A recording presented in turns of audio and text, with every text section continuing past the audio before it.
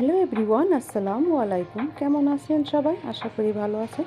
আমিও আপনাদের দোয়া এবং আল্লাহর রহমতে বেশ ভালো আছি। আজকে আপনাদের জন্য যে রেসিপিটা নিয়ে আসছে সেটা হলো চিকেন কাবাব। কাবাব মশলা ছাড়াই ঘরে থাকা কিছু উপকরণ দিয়ে আজকে এই কাবাবটা তৈরি করে দেখাবো খুব সহজভাবে। চলেন তবে শুরু করা যাক। আমি উপকরণগুলো একে একে সব দেখিয়ে দিচ্ছি। আমি এখানে 250 গ্রাম পরিমাণে মুরগির বুকের মাংস নিয়েছি। এখন সেটা দিয়ে দিচ্ছি। এখন দিয়ে দিচ্ছি একটু আদা কুচি, তারপরে দিয়ে দেব রসুন কুচি, এখন দিয়ে দিচ্ছি 2টা কাঁচামরিচ আর ধনিয়া পাতা। আমি এখানে বিলাতি ধনিয়া পাতাটা ইউজ করেছি। এখন এখানে সব ধরনের মশলা দিয়ে দিচ্ছি এখানে গোলমরিচের গুঁড়া, চাট মশলা, লবণ, হলুদের গুঁড়া, মরিচের গুঁড়া, ধনিয়ার গুঁড়া সব আমি একসাথে রেখেছি। এখন সেটা দিয়ে দিয়েছি। এখন এটাকে আমি ভালোভাবে পেস্ট করে নেব। আপুরা ভাইয়ারা এ পর্যন্ত যারা আমার ভিডিওর সাথে ছিলেন, আপনাদের কাছে একটাই অনুরোধ, আপনারা লাইক দিয়ে ভিডিওটা সম্পূর্ণ দেখার অনুরোধ রইল। এই যে দেখেন আমার কাবাবের পুরটা একদম রেডি হয়ে গেছে। এখন এটাকে আমি উঠিয়ে নিচ্ছি।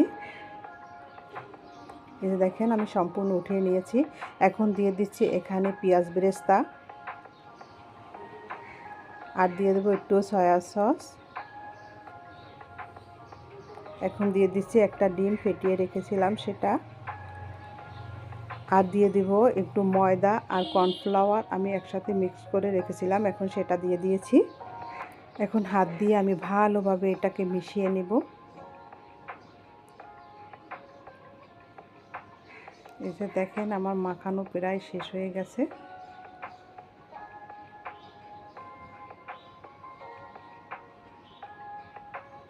এখন আমি এটা 5 মিনিটের জন্য রেস্টে রেখে দিব।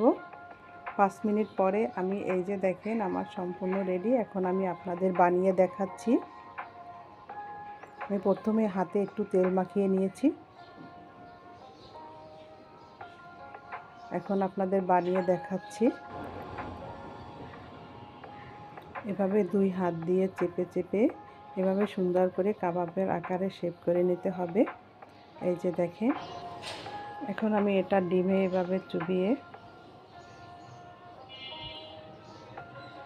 তারপর ব্রেড ক্রাম্ব দিয়ে এভাবে কোট করে নিব।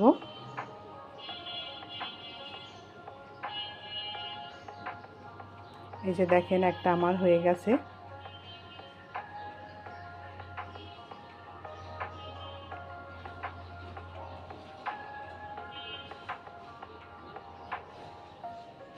আমি আরও একটা আপনাদের বানিয়ে দেখাচ্ছি।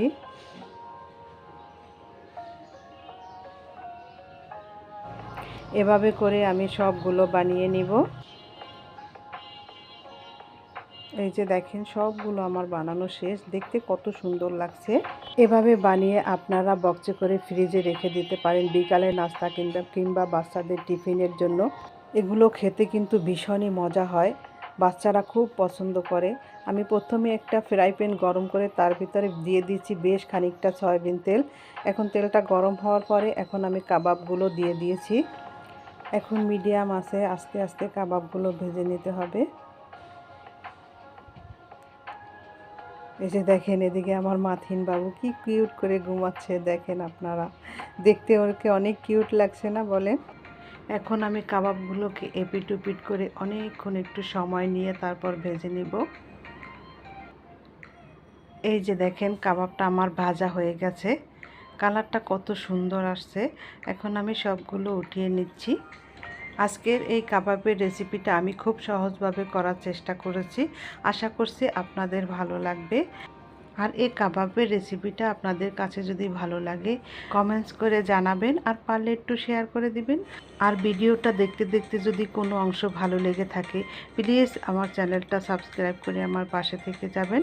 আর ইতিমধ্যে যারা এই কাজটি করেছেন তাদের অসংখ্য ধন্যবাদ। সবাই ভালো থাকেন, সুস্থ থাকেন। আবারও দেখা হবে নতুন একটা রেসিপিতে। আল্লাহ হাফেজ।